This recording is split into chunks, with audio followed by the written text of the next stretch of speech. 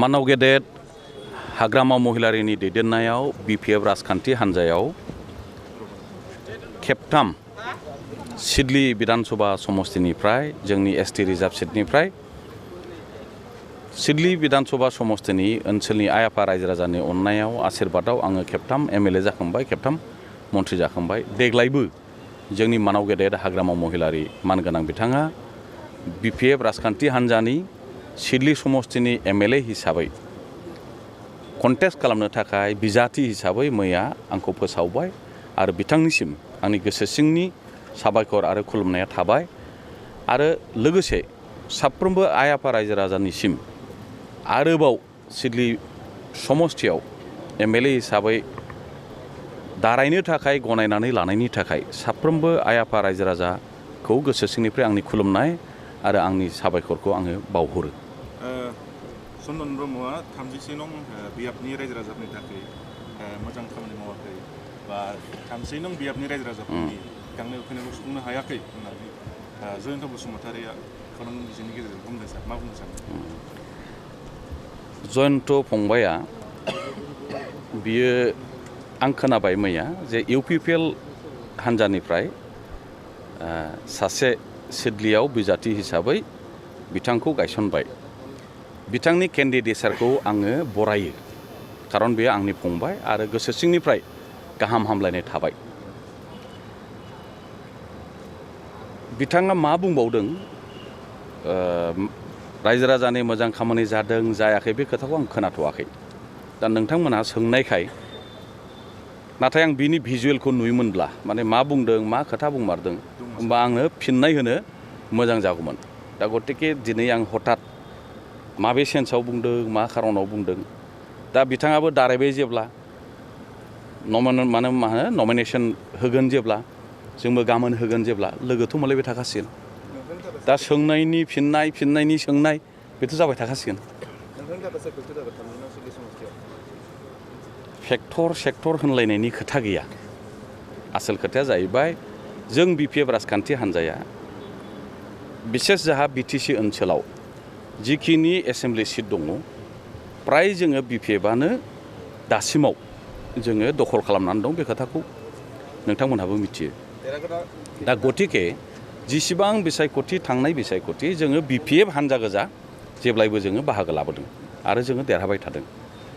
देग्लायनि जि सारा आसाम नाङै जि मोनसे गोदान राजनैतिक समीकरन एबा बिसार धारा फैदों, साननाय हनाय फैदों, बेवहाय दिनै BPF राजखान्थि हान्जाया कंग्रेस, AIUDF, CPM, CPI जिसिबां आसामनि नेशनेल आरो रिजनेल पलिटिकेल पार्टि माखासे जि ज' जानानै निर्बासन एबा इलेक्सन गेलेनायनि गेजेरजों आसामाव सरकार दानायनि जि मोनसे हाबाफारि एबा परिकल्पना खालामदों बे खोथाखौ नोंथांमोनहा नुबाय।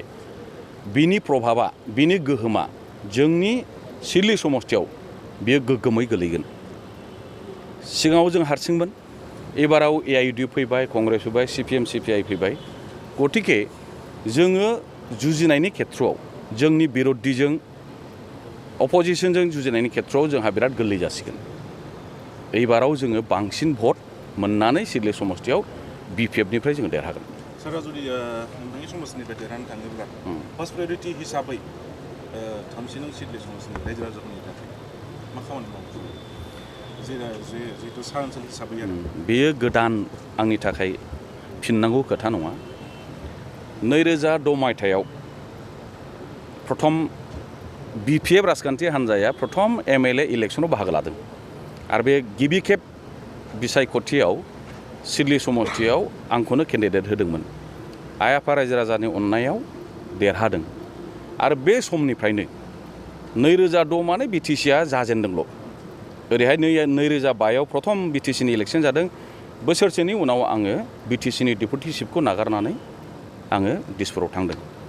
बै समाव जोंनि सिडली चिरां जिल्लाया हेला गोदान जोंनि BTCनि सुक्तियावल' हाबनानै फैदों। बिनि अफिस आदालत अफिसार DC SP line department scheme programme जेबो गैया। दा बे जोङो जिल्ला दानायजों लोगोसे BTC सुक्ति खालामनायजों लोगोसे MLA जानायजों लोगोसे गासिबो खामानिखौ जोङो आराम्भ जायखौ होनो सुरु सेनिफ्राय जों आराम्भ खालामदों। नोंथांमोनहा खोथाखौ गोसोआव दं गैया फोथायो फोथाया मोनसे फिसा आङो मोनसे माने उदाहरन होनि एग्जाम्पल होनि। मानाव गेदेर रुपनाथ ब्रह्म जोंनि बयनिबो मानिनां आसामाव 7 बार मन्थ्रिमोन 7 बार एमएलए 35 बोसोर 35 बोसोर बिथाङा सिडली समष्टिनिफ्राय खेबबा एमएलएमोन खेबबा बिथाङा मन्थ्रि 25 बोसोर। मानाव गेदेर जोंनि रुंसारि उत्तम चन्द्र ब्रह्म आसामनि मन्थ्रि मोनसे समनि बिथाङा सिडली समष्टिनिफ्राय खेबसे एमएलए खेबसे मन्थ्रि। मानाव गेदेर लुइस इस्लारि बिथाङा सिडली समष्टिनिफ्राय खेबसे एमएलए खेबसे मन्थ्रि। दा साथामजों सासेया खेबबा सानैया खेबसे खेबसे टटेल बेसेबां जाखो 35 बोसोर 35 बोसोर बैसोआव साथाम मानाव गेदेर मन्थ्रि बिथांमोनहा 35 किल'मिटार फाखा लामा एबा आरसिसि दलं खामानि मावनाय रेकर्ड गैयामोन। आं बांद्राय बुंनाय जायाखै बे खोथाखौ जोंनि सिडली समष्टिनि आइ आफा रायजो राजाया बयबो गोसोआव दं। 35 बोसोर मन्थ्रित्व समाव साथाम मन्थ्रिया 35 किल'मिटार मोजां फाखा लामा खालामनो हायाखैमोन। जोंनि अबस्थाया बिदिमोन। मानो हायाखै बिथांमोनहा रोङा हाया आं बेखौ बुङाखै अबस्थाखौसो बुंदां। बे समनिफ्राय बहाय खामानि मावनायनि थाखाय सुबुंनि थान्दै हिसाबै बाहागो लानो थाखाय आं जि खाबु मोनदों बे समनिफ्राय दिनै जों जुदि जखा सुयो दिनैहाय 1000सेनिबो बारा बे सिडली समष्टियाव फाखा लामा दं। बिमा दैनि सायाव जों दिनै दालां दं गंसे नङा गंनै फैगासिनो दं आरो बायदि बायदि सामफुरनिबो खोथा दं। बेवहाय सिडली समष्टि होनोब्ला चिरां जिल्लाल' नङा 38,000 जोंहा क'क्राझार जिल्लायाव सामफुर दैनि सोनाबहा बे नोंनि कालिफुख्रि सालाकाथि धलमारा जराइगाव काउनिया भासा खुरसाखाथि सरायखला बारगर बेफोर ओनसोलाबो सिडली समष्टियाव गोलैयो। गतिके हरैबो नायनांगोन ओरैबो नायनांगोन। जोंनि ओनसोला हिमालय हाजोनि गुदियाव हिमालय फुट हिल्स जानायनि थाखाय बेवहाय जोंनि दैनि जि अबस्था बेवहाय गोबां दै दा गतिके दैया बारा नालाय लामा बानायनायाव सानजा सोनाब जुदि नों लामा बानायो बेवहाय बांसिन दालांनि प्रयोजन जायो। दालां मोनसे बानायनायाव किल'मिटार मोनसे लामा बानायनो नों जुदि 8 लाख थाखा नांगौ जायोबा नाथाय नोङो 50 मिटार बा 100 मिटार दालां मोनसे बानायनो 6-7 कोटि नांगौ दिनैनि दिनाव। दा बेफोरबायदि माखासे बेवहाय फेक्टर दं। होमब्लाबो बे चेलेन्ज मोखाङाव बे जुजिनायखौ दोननानै जोङो आवगायदों।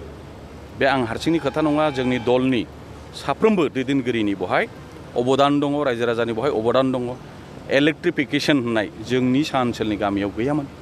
गैयैनि खारना मोननै मोनसेया जाहैबाय जोंनिया फरेस्ट एरिया फरेस्टनि आयेन हिसाबै दिनै जेखौ माने एनभायरनमेन्ट मिनिस्ट्रि होनो फरेस्टनि आयेन मथे फरेस्ट ओनसोलाव कारेन्ट थानो मोना फाखा लाना थानो मोना फाखा दलां थानो मोना आयेनाथ' बिसो। नाथाय बेखौ जोङो खायदा बायदा खालामनानै बेखौ जोङो गोबां नाजानायनि गेजेरजों जोङो गोबां गामियाव जोङो दिनैहाय इलेक्ट्रिक कारेन्टखौ जों दिनै मोननो हाबाय फाखा लामा मोननो हाबाय नांबावगौ माखासे स्कुल बेखौ खालामनो हाबाय। जोंनि जायगायाव बांसिन जिहेतु जोंहा बर' मिडियाम स्कुल जोंनि बर' ओनसोला बाराखाय जोंनि बर' मिडियाम स्कुल माने बे भेन्सारानो बारा बेथ' जेरावबो बेनो दा गैयामोन। जों जेराव फरायबोदों बेबो भेन्सारमोन। दिनै बेफोरखौ जोङो दिनै लासै लासै प्रभिन्सियेलाइज जोङो दिनै खालामफैनो हाबाय। बिभिन्न बिथिङाव दङ। आबादनि बिथिङाव स्लुइस गेट होनाय गैयामोन दिनै एसेबाबो जाबाय। इलेक्ट्रिफिकेसन निलमोन दिनैफ्राय जाबाय। लामा फाखा लामा आं हिसाब होबाय गैयामोन। दिनै माबायदि नुदों हिंसा जर होननानै जों जेखौ बुङो मोनसे असान्त ओनसोलमोन। मानो बे खोथाखौ जों बयबो मिथिगौ सोमावसारनाय जांख्रिखांनाय बहाय गोबां सम भुल बुजाबुजि जायोमोन। बेफोर गासिबो खोथाखौबो जों दिनैहाय जोंनि समाजाव जोंनि ओनसोलाव रायजो राजानि गेजेराव गोजोन थासारिखौ बोरै लाबोनो बे जोंनि मोनसे गोसो सिंनि जुजिनायमोन। मानाव गेदेर हाग्रामा महिलारि बिथांनि दैदेननायाव जों बिपिएफ राजखान्थि हान्जा आइ आफा रायजो राजा गुबुन गुबुन रावारि रायग्रा धोरोमारि गासैखौबो जों मोनसे आस्थायाव लानानै फोथायनाय लानानै दिनैहाय जोङो जोंनि ओनसोलाव सान्थिखौ जोङो दिनै गायसननो हाबाय। बे गिदिर बाथ्रा। साबायखर।